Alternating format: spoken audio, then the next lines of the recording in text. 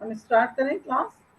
तो हम क्लास को ओंकार से शुरू करेंगे, इसलिए please join your hands, close your eyes and start Onkar.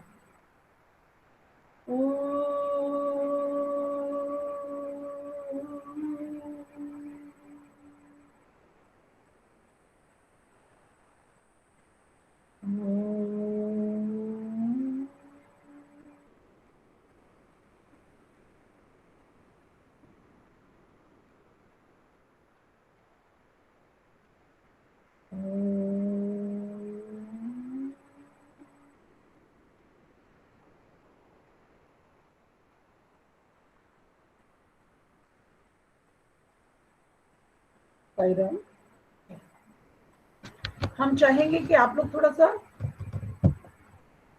Video on करें। हम चाहेंगे आप लोग थोड़ा सा वीडियो ऑन करें।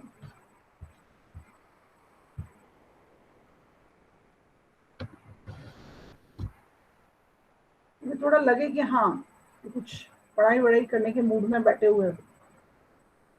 हमने लास्ट ईयर स्टार्टिंग में संस्कृत ग्रामर को पढ़ा था। फटाफट से एक बार हम उसको रिवाइज कर लेते हैं, तब हम फिर चैप्टर पर आएंगे तो और अच्छे से आपको समझ आएगा। चलिए मैं प्रेजेंट करती हूँ।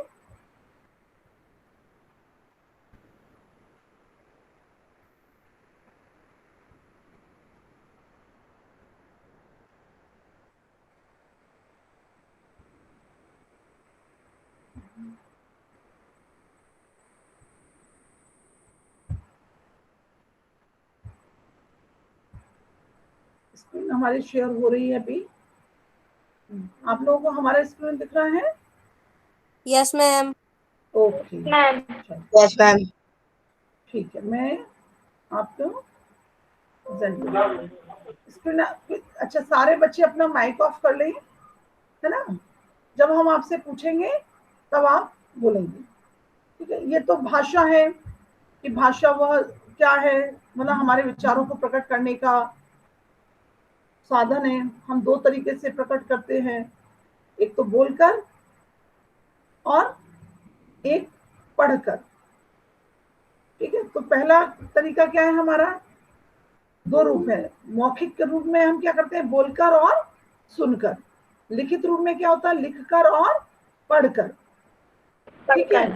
हाँ, मतलब जब मौखिक रूप होता है तो हम बोल रहे होते हैं तो हमारे विचारों भावों को कोई सुनकर समझता है, और जब हम लिखकर कोई बात करते हैं तो कोई हमारी बात को पढ़कर समझता है, ठीक है ना? अब हम हमारे व्याकरण में क्या होता है? वर्ण विचार होता है, शब्द विचार होता है और वाक्य विचार होता है। वर्ण क्या है? वर्णों से शब्द बनते हैं और शब्दों से वाक्य रचना होती है। हम अगला स्लाइड देखेंगे, जल्दी से देखेंगे। वर्ण वह दुनिया है जिसके टुकड़े नहीं किए जा सकते, जैसे अ, क, च, ट आदि। स्वर और व्यंजन, वर्ण के दो भेद होते हैं, स्वर और व्यंजन। स्वर वे वर्ण है जो बिना किसी सहायता के उच्चारित होते हैं, जैसे अ ई उ ऊ री ए ऐ ओ औ। स्वर के भी भेद होते हैं। ह्रस्व स्वर माने छोटा, अ ई उ और री, इन्हें मूल स्वर भी कहा जाता है। दीर्घ स्वर माने बड़ा, आ ई उ। री जो है वो अभी हमारे लौकिक संस्कृत में ए ऐ ओ औ। प्लुत स्वर होते हैं अम। प्लुत स्वर क्या होता है? जो तिगुना, मतलब ह्रस्व स्वर में एक मात्रा काल का समय, दीर्घ स्वर में दो मात्रा काल का समय, और प्लुत स्वर होता है जिसमें तीन मात्रा काल का समय लगता है। जैसे हम ओम का उच्चारण करते हैं, यहाँ पर ऐसे तीन बना दिया जाता है, तो मतलब ओ को हमें तिगुना खींचना है। ओ,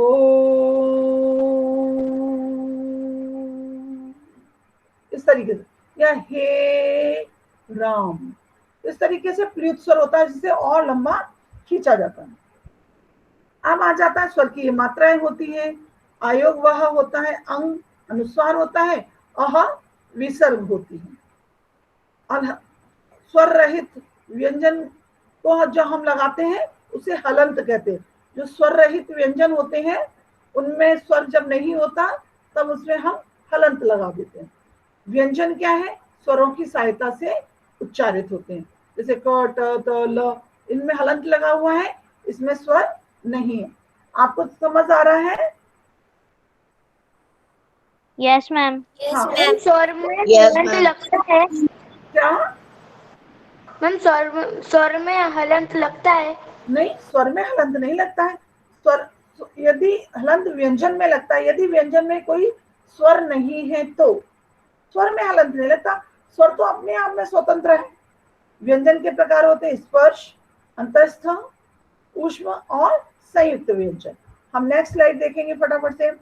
स्पर्श व्यंजन माने जब इनको बोलते समय कहीं से भी वो स्पर्श करते हैं हमारे, जैसे गले से क ख ग घ ङ, फिर गले से थोड़ा आगे बढ़े च छ ज झ न्या, फिर आगे बढ़े त, और आगे आए तो देखिए आप खुद भी बोलेंगे तो समझ में आएगा। ट ठ, ये तालु भी हो गया, ट ठ ड ढ ण, फिर आगे आए तो दंत त थ द ध न, ये दंत हो गया। प वर्ण प फ ब भ म। अंतस्थ व्यंजन माने स्वर और उसके बीच के व्यंजनों के बीच में जो रहते हैं य र ल व। ऊष्म व्यंजन माने बोलते समय जिनमें हवा बाहर की तरफ ऊष्मा फेंकी जाती है, श श स क। अब संयुक्त व्यंजन है श, माने क और सा से मिलकर बना क्ष, ता और रा से मिलकर बना त्र, ज और न्या से मिलकर बना ज्ञ, श और रा से मिलकर बना श। अब कभी कभी हम ये व्यंजन द और या से मिलकर बना द्य। अब कभी कभी हम ऐसे शब्द देखते हैं जिनमें ऐसे पैरों के नीचे लगे रहते हैं, जैसे विद्वान, तो विद्वान ऐसे भी लिखा जा सकता है।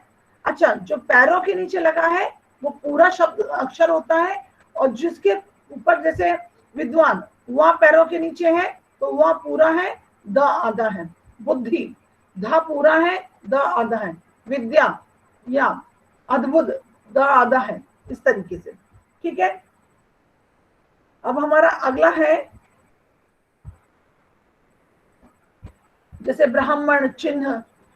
अब ये मात्राओं के हम प्रयोग करते हैं, ये तो आप लोग कर लेते हैं, इसको बहुत जरूरत नहीं है बताने की। अगला है वर्ण संयोजन। हमने लास्ट ईयर भी पढ़ा था, स्वर और व्यंजन को मिलाकर हम शब्द बनाते हैं, वर्ण संयोजन होता है। जैसे वर्ण विन्यास, स्वर और व्यंजन को हम अलग करते हैं। संयोजन माने जोड़ना और विन्यास माने अलग करना। जैसे वा, व, आ, ल, अ, क, अ, बालक, ये क्या हो गया, विन्यास हो गया, ये विन्यास हो गया। जैसे अब इसको जोड़ेंगे, वा, आ प्लस वा, ल प्लस ई ली, का प्लस आ का, बालिका, ये संयोजन हो गया। विन्यास क्या है?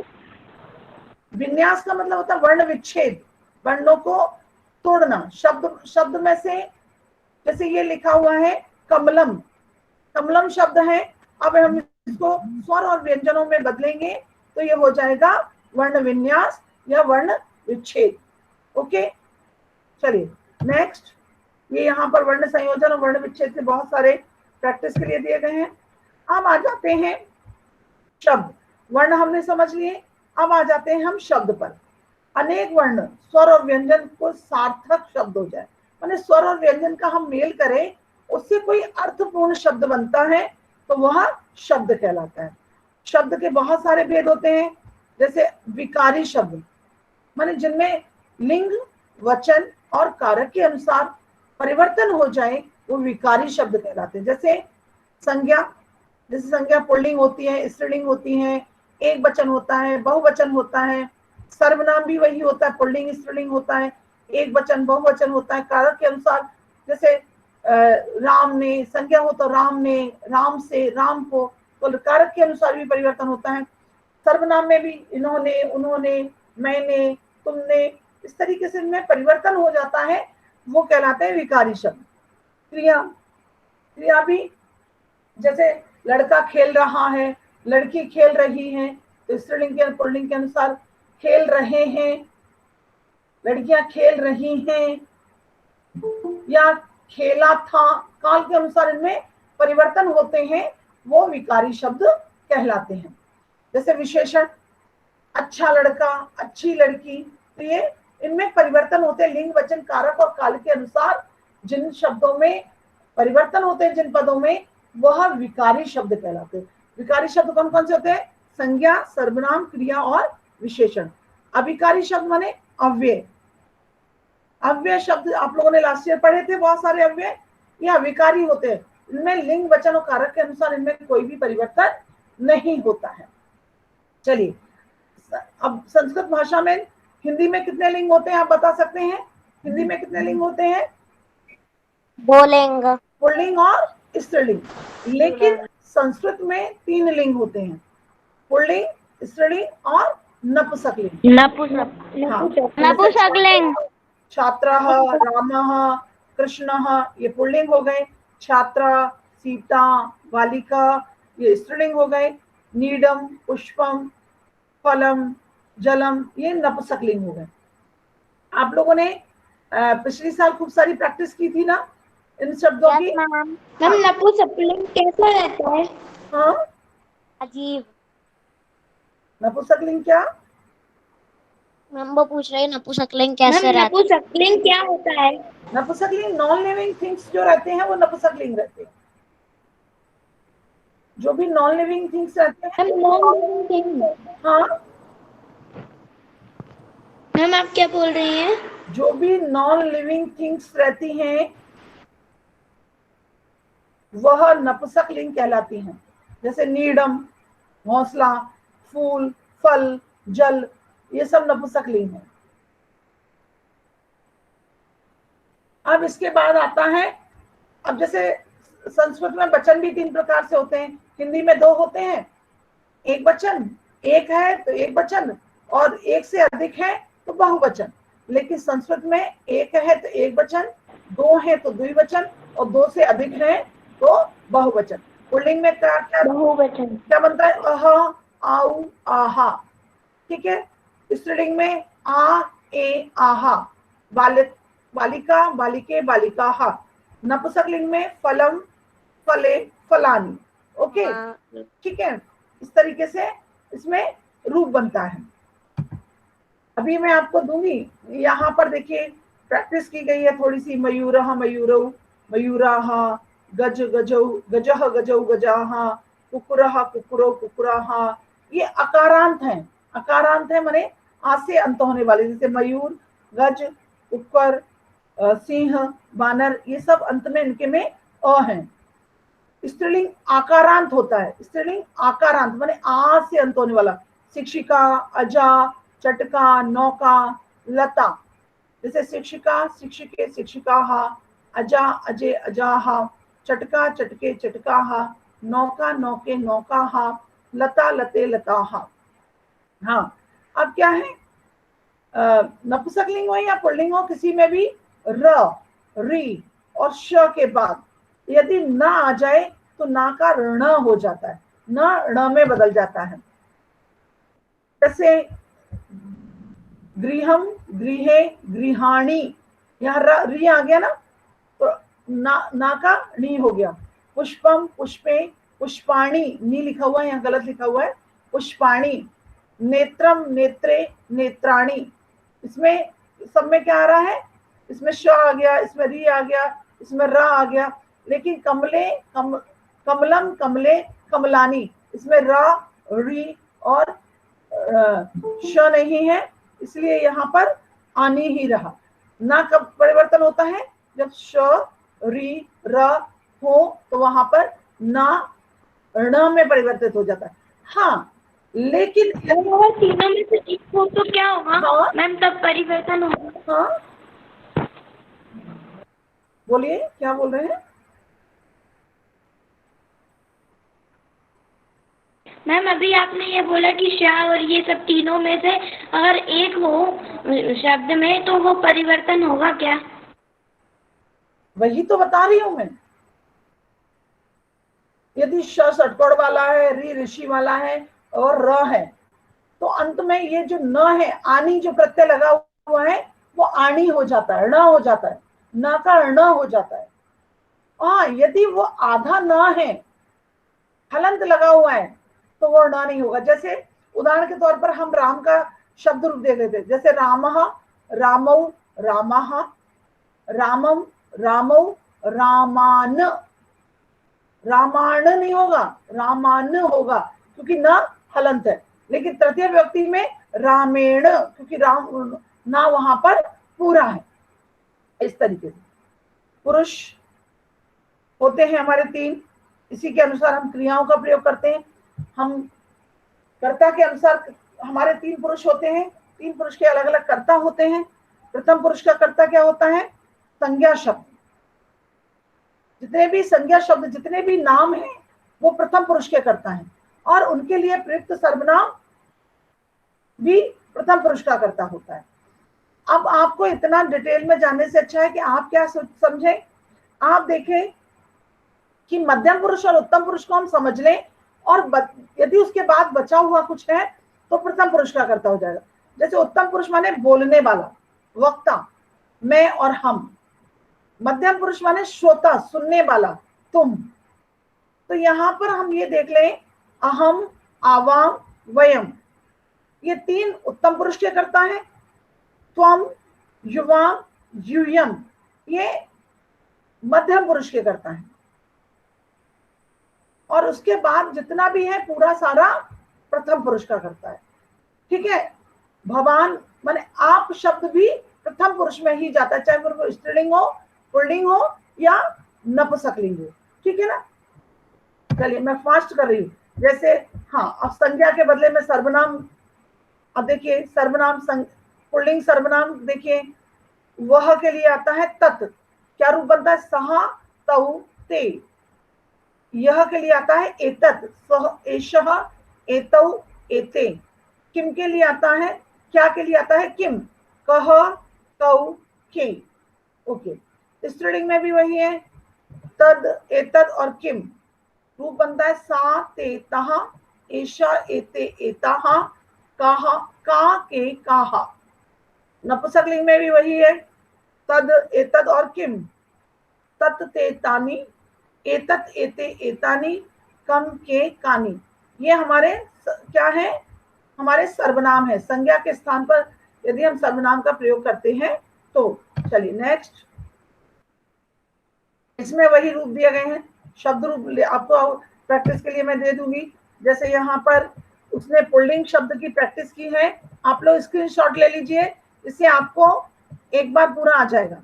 अभी सिर्फ यहाँ पर हमने प्रथमा विभक्ति, एक वचन, द्विवचन और बहुवचन का रूप लिखा है। यहाँ पर आपको आप लोगों ने स्क्रीनशॉट ले लिया इसका? Yes, ma'am. हाँ हाँ, चलिए। Yes, ma'am. अब हम आपको बताएंगे।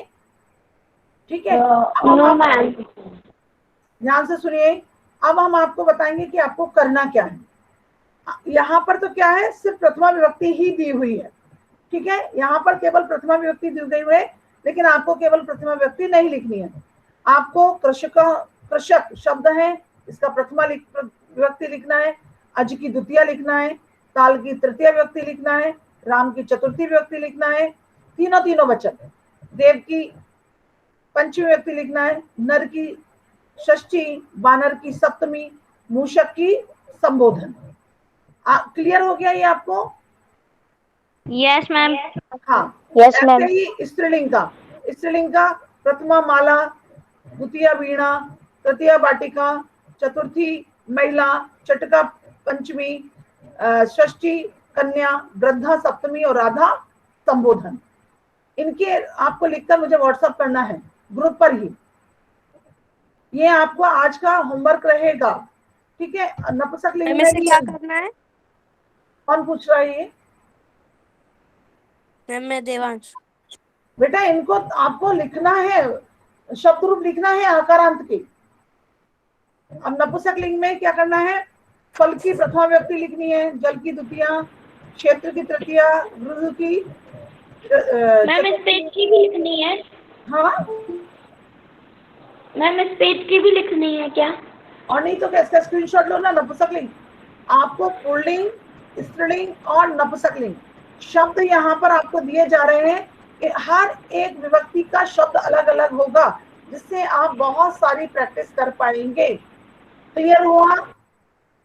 मैम एक बार स्त्रीलिंग के शब्द फिर से दिखा दीजिए।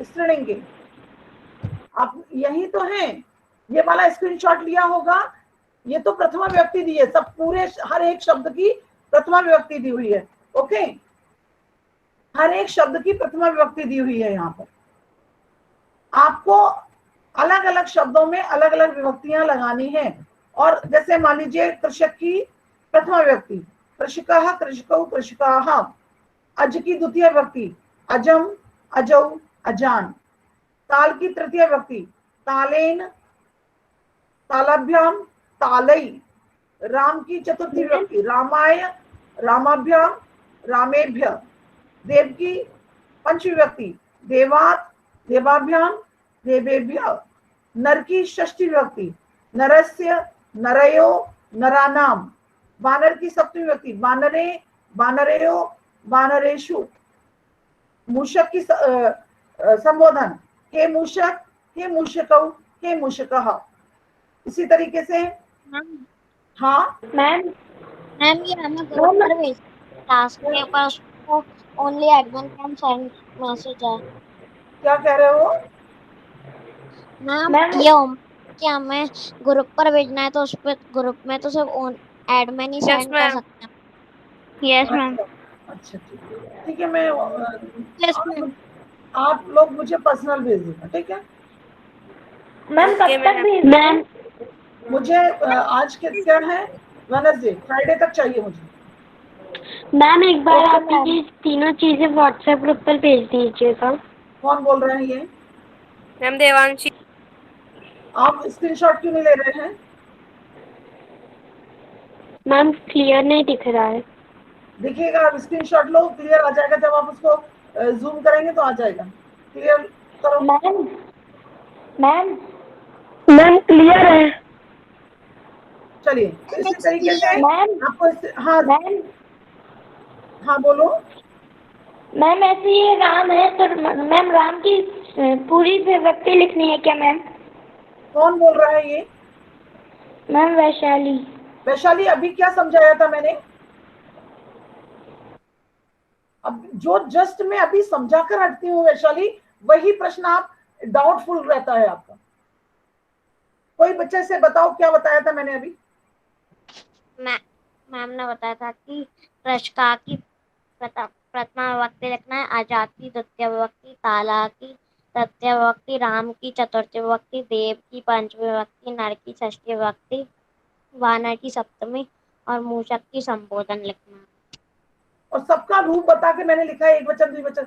ऐसे ही आपको स्त्रीलिंग में अजा माला, माला की द्वितीय, इस तरीके से आपको लिखना है। और ऐसे ही नपुंसक, मैंने अलग अलग शब्दों में आपको करना है, ठीक है ना?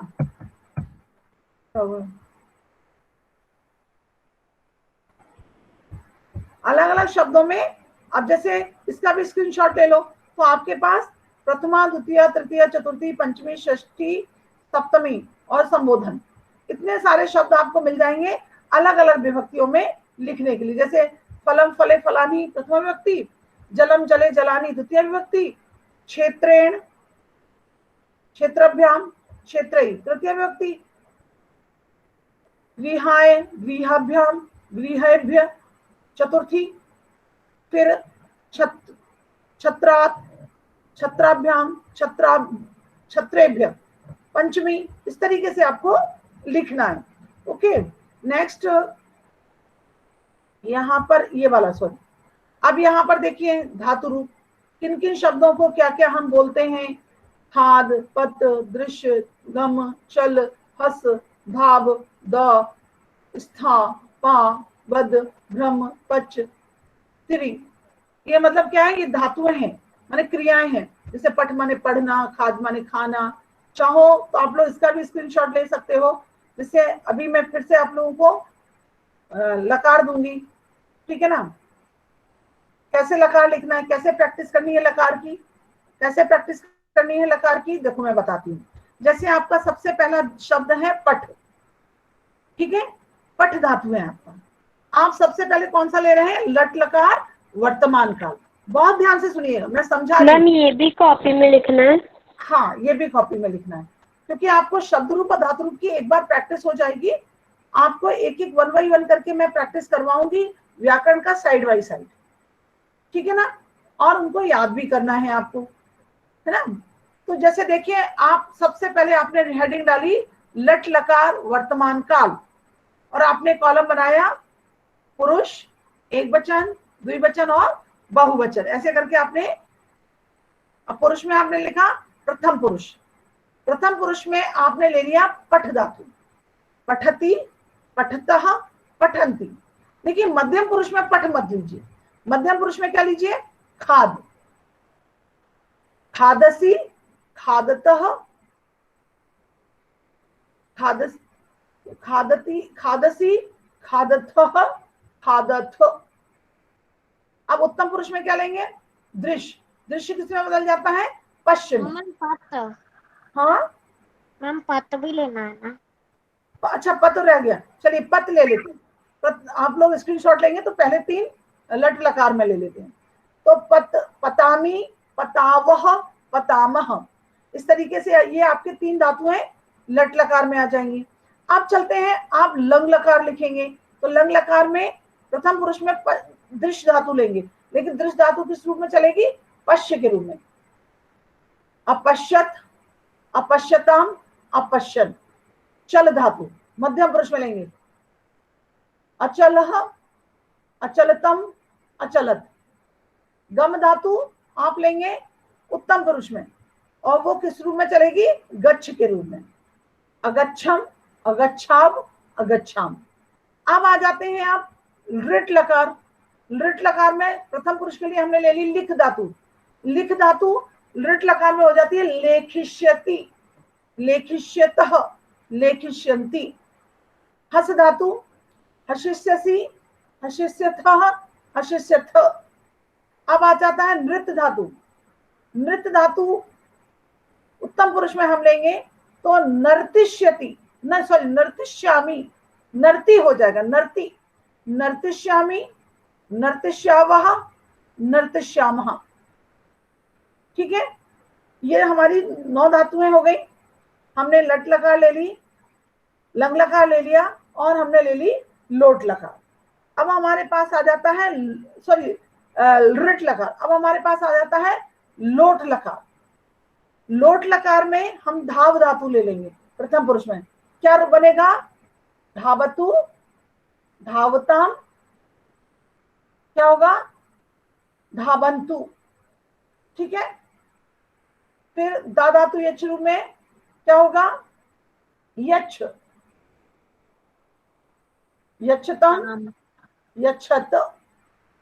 फिर हम ले लेंगे स्था धातु, स्था धातु तिष्ठ के रूप में चलेगी, तिष्ठानी, नी उत्तम पुरुष में, तिष्ठानी, तिष्ठाव, तिष्ठाम, ये हमारी लोट लकार हो गई, ठीक है।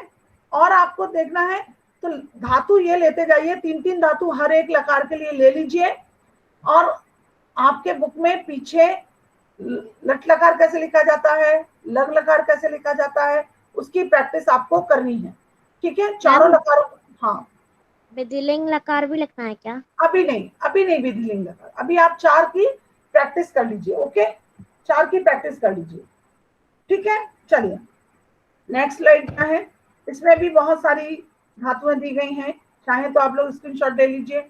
ले रहे हैं क्या? Yes ma'am. ले ली, ले ली मैम। ओके।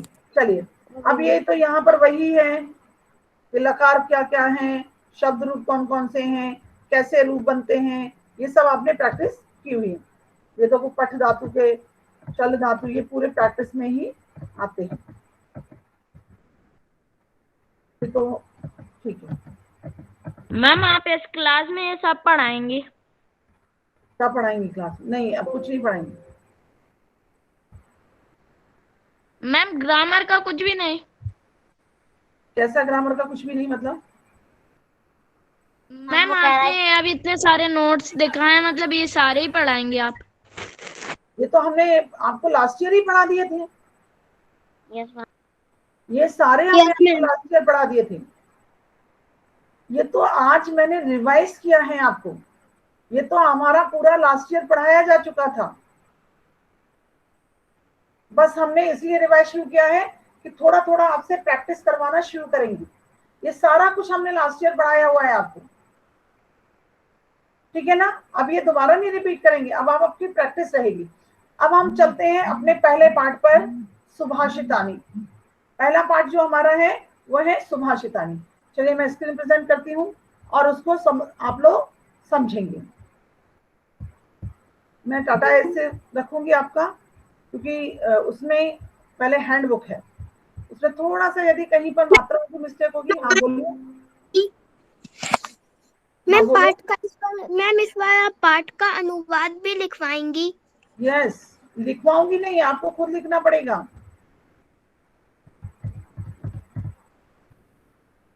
चलिए, मतलब हमें खुद ही उसको संस्कृत से हिंदी में अनुवाद करना होगा? बेटा पहले मैं समझाऊंगी आपको, फिर आपको अनुवाद पूरा समझाने के बाद आप जब समझ जाएंगे तब आपको लिखना पड़ेगा। कैसे लिखना पड़ेगा ये आपके सामने है। चलिए पहला श्लोक कौन पढ़ेगा? मैम मैं सूर्यांश श्रीवास्तव। अतिशय पढ़ो पहला श्लोक। Okay ma'am. मैं अपनी बुक से पढ़ लूं? हाँ अपनी बुक से ही पढ़िए, इसमें तो बहुत सारी गलतियां भी आ जाती है, अपनी बुक से ही पढ़ लीजिए। पृथिव्याम त्रीणि रत्नानि जल अन्नम सुभाषितम मूढ़े पाषाण खड़ेषु रत्न नहीं है, संख्या खंडेशु।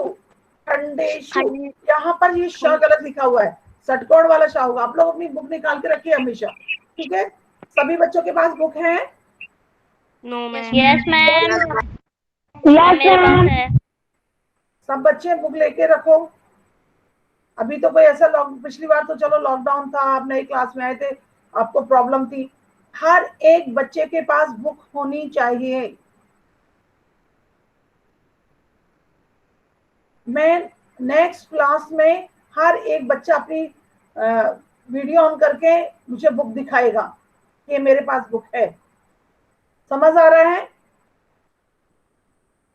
चलिए, तो पाषाण खंडेशु, यहाँ पर षटकोण वाला सा है। पाषाण खंडेशु ऋण है ये, खंडेशु। आगे पढ़ो। रत्न संज्ञा विधीयते। विधीयते भी यहाँ गलत लिखा हुआ है, धा पर बड़ी की मात्रा है ना। Yes ma'am. चलिए विधीयते। चलिए अब देखिए ये श्लोक है, ये सुभाषितानी है, माने सुभाषितानी। सुभाषित माने सुंदर भाषा, सुंदर युक्ति, सुंदर कहावतें संस्कृत की। तो सबसे पहले हम क्या करेंगे, इसको अन्वय करेंगे। अन्वय मतलब शब्दों को अर्थ के हिसाब से क्रम से लगाएंगे। क्या है, शब्द आगे पीछे होते हैं श्लोक में, उनको हम अर्थ की दृष्टि से उसे एक सीक्वेंस में लगाएंगे। जैसे देखिए यहाँ पर लगा हुआ है, पृथिव्यः त्रीणि रत्नानि सन्ति। ये एक्स्ट्रा जो शब्द हम बोलते हैं उनको हम ब्रैकेट में लिखते हैं। पृथिव्यः त्रीणि रत्नानि सन्ति। जैसे जलम अन्नम मिला हुआ है तो हम जलम अन्नम को तोड़ देंगे, जलम अन्नम सुभाषितम इति। इति शब्द का दो अर्थ होते हैं। इति शब्द का अर्थ होता है ऐसा, लेकिन ये किसी चीज को समापन का भी होता है कि मतलब इतना बस, है ना। परंतु मूढ़ै पाषाण खंडेशु एव रत्न संज्ञा विधीयते, ये इसका अन्वय है। अब आपको श्लोक भी ऐसे लिखना है, आपको श्लोक लिखना है, फिर उसका अन्वय लिखना है और फिर उसका अर्थ लिखना है। तो देखिए, क्योंकि अब आपके जो श्लोक पूर्ति अब कभी आपको दी जाएगी तो वो अन्वय के साथ ही दी जाएगी, ठीक है ना, वो अन्वय के साथ ही आपको मिलेगी। चलिए अब आपका है जैसे पृथिव्याम, पृथ्वी में षष्ठी सप्तमी व्यक्ति लगी हुई है। पृथिव्याम पृथ्वी पर कितने, त्रीणि रत्नानि सन्ति, तीन रत्न है। पृथ्वी पर तीन रत्न है, जल, अन्न और सुभाषित माने अच्छे वचन। पृथ्वी पर तीन रत्न है, संति माने है, जलम माने जल, अन्नम माने अन्न, सुभाषितम माने अच्छे वचन, अच्छी भाषा। परंतु मूढ़ै मूढ़ई माने मूर्ख लोगों के द्वारा, मूर्ख व्यक्तियों के द्वारा। मूढ़ई माने, मूढ़ई में तृतीय व्यक्ति लगी हुई है, के द्वारा, तो मूर्खों के द्वारा या मूर्ख व्यक्तियों के द्वारा। यहाँ पर हम मूर्ख द्वारा भी करेंगे तो भी वो संज्ञा ही है ना। सज्जन, मूर्ख, इसमें हम सज्जन व्यक्ति ये सब लगाने की आवश्यकता नहीं होगी। तो मूर्खों के द्वारा पाषाण खंडेशु, पत्थरों के टुकड़ों में ही, जो पत्थर के टुकड़े होते हैं उनको ही क्या करता है, एवं ही रत्न संज्ञा विधीयते, रत्नों का नाम दिया जाता। संज्ञा माने नाम, विधीयते माने दिया गया है, माने पत्थरों के टुकड़े ही उनके लिए रत्न है। कैसे आप लोग देखते होंगे, जैसे स्टोन्स आप लोग बोलते हैं ना, ये स्टोन है, कौन से, डायमंड, रूबी, बहुत सारे जो स्टोन्स रहते हैं, तो मूर्ख लोग क्या मानते हैं, इनको रत्न मानते हैं। हीरे, जवाहरात, पन्ना, बहुत सारी चीजें जो है पत्थर के, वो पत्थर के टुकड़े हैं, उनको रत्न मानते हैं। लेकिन पृथ्वी पर तो 3 ही रत्न है, जल, अन्न और अच्छे वचन। जल, अन्न और अच्छे वचन, पृथ्वी पर 3 ही रत्न है। मूर्ख व्यक्ति हीरे, जवाहरात, मोतियों को रत्नों का नाम देते हैं। ये पत्थर के टुकड़े हैं, इन्हीं को वो रत्न कहते हैं। अर्थात मूर्ख व्यक्तियों को अनमोल रत्नों की पहचान नहीं होती है। उनके लिए रत्न क्या है, सोना, चांदी, हीरे, जवाहरात जो भी है वो रत्न है उनके लिए। अगला कौन पढ़ेगा? मैम मैं आज सूर्यांश श्रीवास्तव, मैम मैं आज सूर्यांश, यस मैम, आप पढ़िए। Okay ma'am. चलिए, सत्येन धार्यते पृथ्वी, सत्येन तपते रविः, सत्येन वाते वायुश्च, सर्वं सत्ये प्रतिष्ठितम्। हाँ, प्रतिष्ठितम्। देखिए यहाँ पर सत्य कहा जाता है कि मतलब सत्य कितना शक्तिशाली है। सत्य से ही सब कुछ है। जब तक पृथ्वी पर सत्य है तब तक सब कुछ है। जैसे देखिए, सत्येन धार्यते पृथ्वी, सत्येन तपते रविः, सत्येन वाति वायुश्च, सर्वं सत्ये प्रतिष्ठितम्। अन्वय इसका क्या होगा, पृथ्वी सत्येन धार्यते, पृथ्वी सत्य के द्वारा या सत्य से ही पृथ्वी धारण की जाती है। माने पृथ्वी अपनी धुरी पर घूम रही है, वह सत्य के कारण से। तो सत्य से ही पृथ्वी सत्य के द्वारा धारण की जाती है। रवि ही सत्येन तपति, सूर्य सत्य से ही तपता है।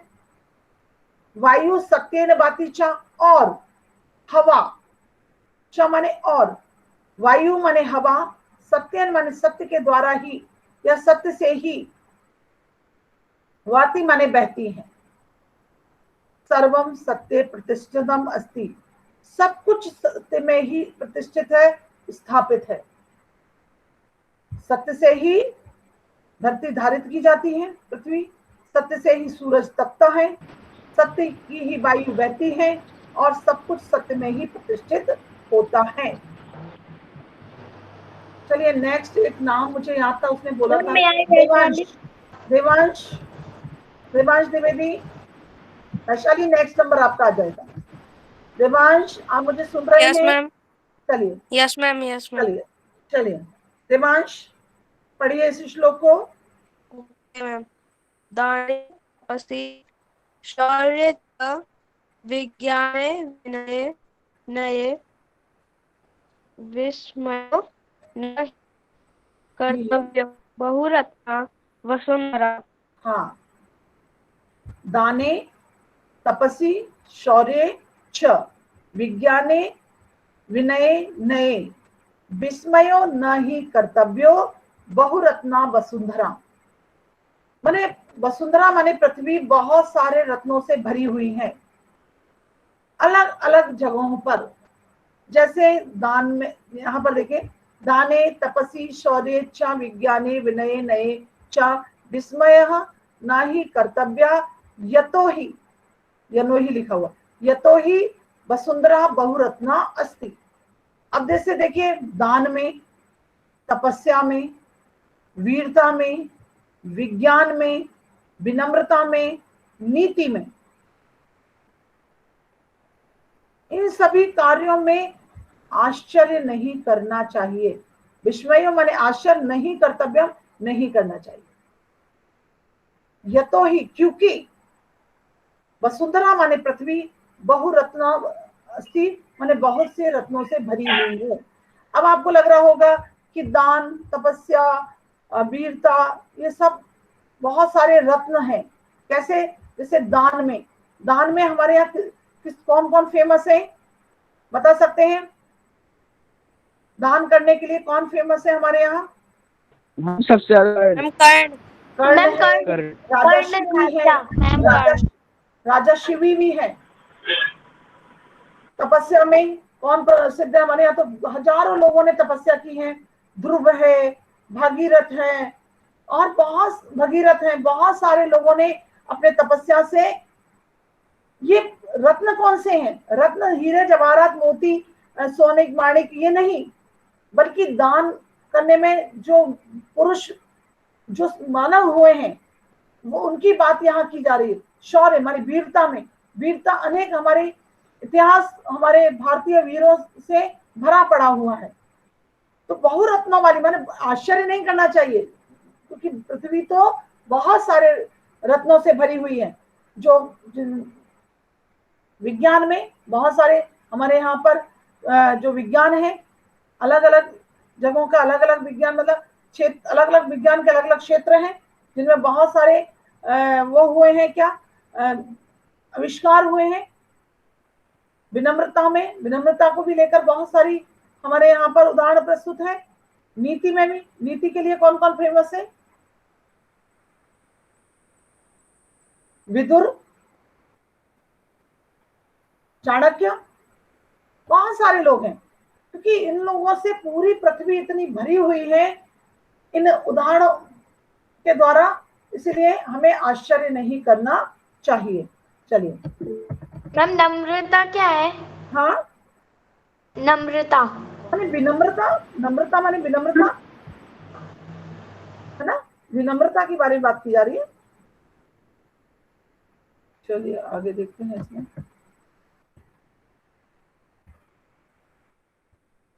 और भी श्लोक है क्या इसमें? यस मैम, 2 श्लोक और हैं। यस मैम है। कौन सा है? एक मिनट रुकना, अब हम सेकंड पेज पे जा रहे हैं। सेकंड पेज ये ले नहीं रहा है। कौन सा श्लोक है बताओ?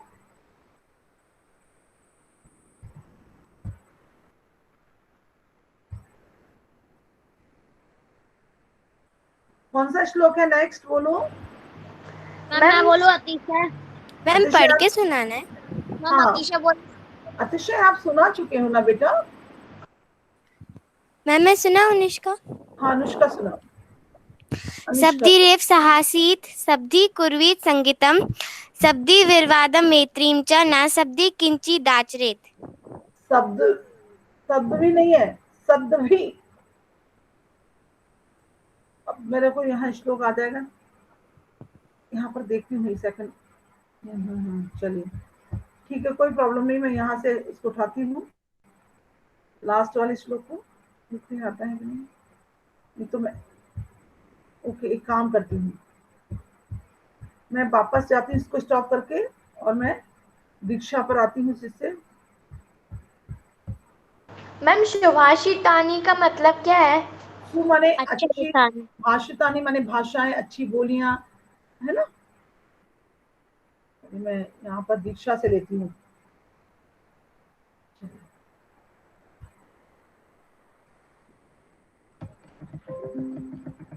दिख रहा है आप लोगों को?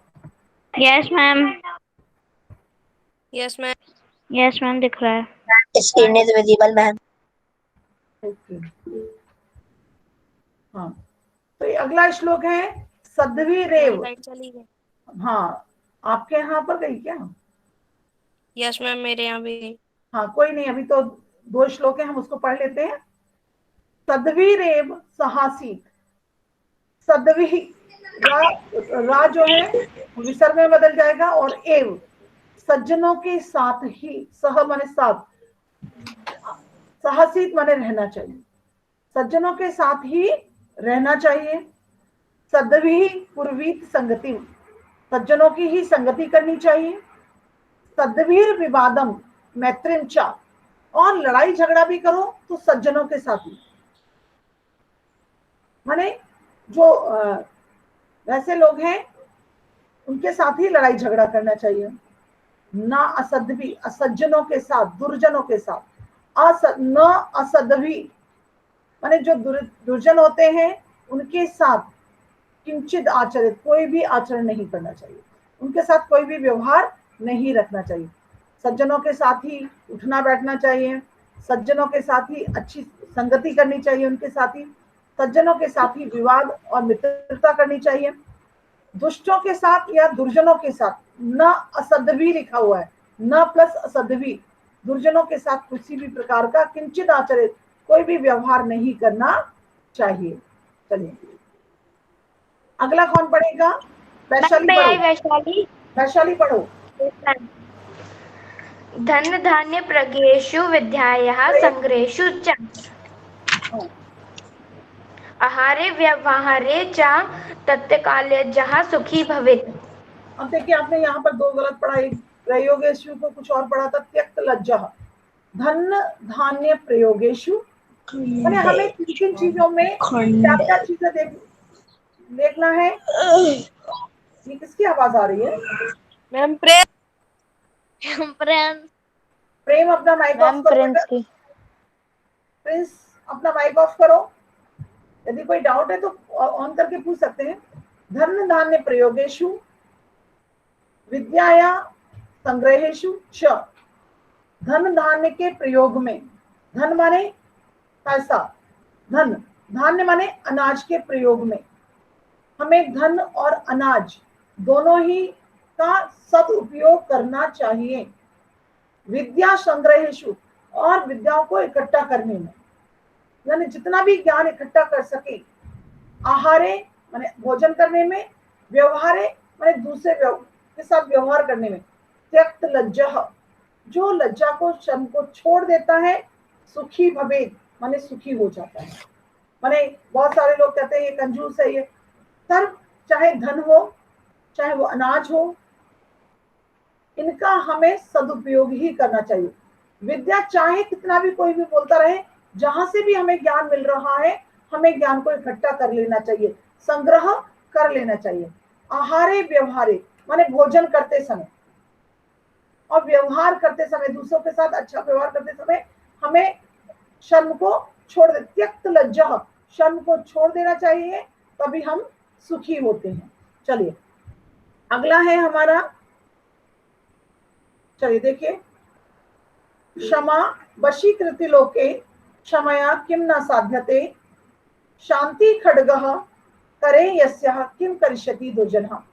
क्षमा कहते हैं ना, क्षमा शब्द जो है वशीकृत लोके, लोके ही माने संसार में, संसार में क्षमा ऐसा शब्द है जो लोगों को अपने वश में कर लेता। वशीकृति माने वश में कर लेता है।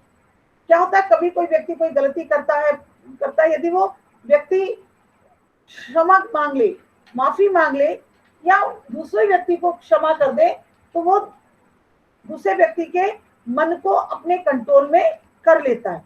क्षमया किम न साध्यते, क्षमा के द्वारा क्या नहीं साध्य किया जाता है, प्राप्त नहीं किया जा सकता है।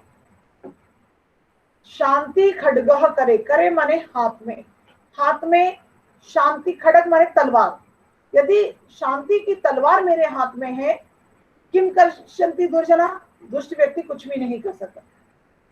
आपने महात्मा गांधी का उदाहरण सुना होगा, है ना, उन्होंने शांति अहिंसा का मार्ग अपनाया तो अंग्रेज भी उनका कुछ भी नहीं बिगाड़ सके। तो हाथ में शांति रूपी तलवार यदि है, जिसके हाथ में, यस्य माने जिसके, करे माने हाथ में शांति रूपी तलवार है, किम करिष्यति दुर्जना, दुर्जना किम करिष्यति, दुर्जन उसका क्या कर सकता है। चलिए ये हमारा पहला पाठ था, हम वापस आ रहे हैं। मैम इसका हमें हिंदी में अनुवाद करके आपको भेजना है। हाँ, ये मंडे तक कर देगा। नेक्स्ट वीक मतलब हम नेक्स्ट, अभी हम इसका एक गूगल फॉर्म या जो गूगल स्लाइड करके द्वारा इसका हम एक भेजेंगे, उसमें सब बच्चों को करना है और उसमें ही आपको करना है। लास्ट ईयर हमने आपको प्रत्यय पढ़ाए थे, प्रश्न निर्माण पढ़ाए थे, संधियां पढ़ाई थी, वो सभी एक बार रिवाइज करना, क्योंकि यदि आपके पास गूगल फॉर्म या गूगल स्लाइड आते हैं तो आपको आंसर खुद ही करना है और सबमिट करना है। ओके, समझ मैम गूगल ओके से मैम। आएगा? मैम बुक से आएगा कि ग्रामर से आएगा?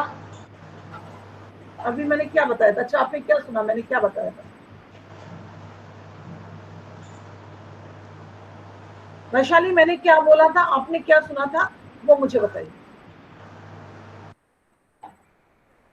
वैशाली, माइक क्यों ऑफ कर दिया आपने? बताइए मैंने क्या बोला, मैं भी तो सुन पाऊं कि आप, मैं जब बोलती हूँ तब आप क्या सुनते हैं। बोलो बेटा।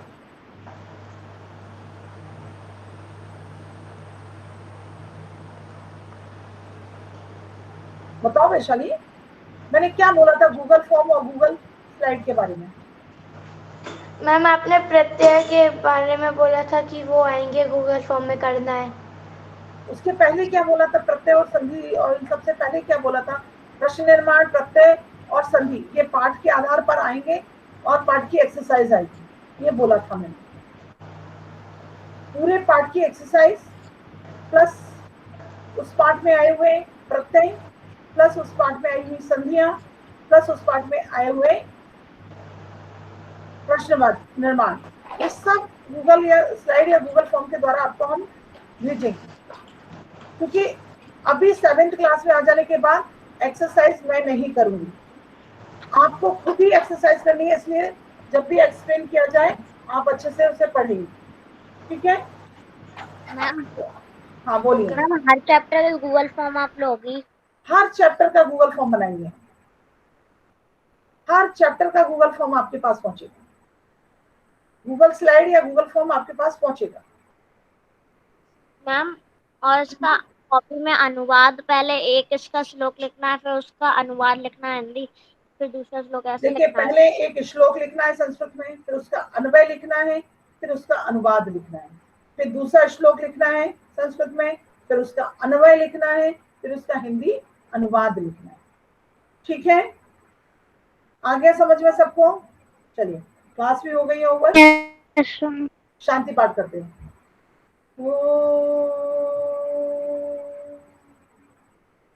शांति शांति शांति। साई राम। हाँ, अब बोलो, क्या डाउट था?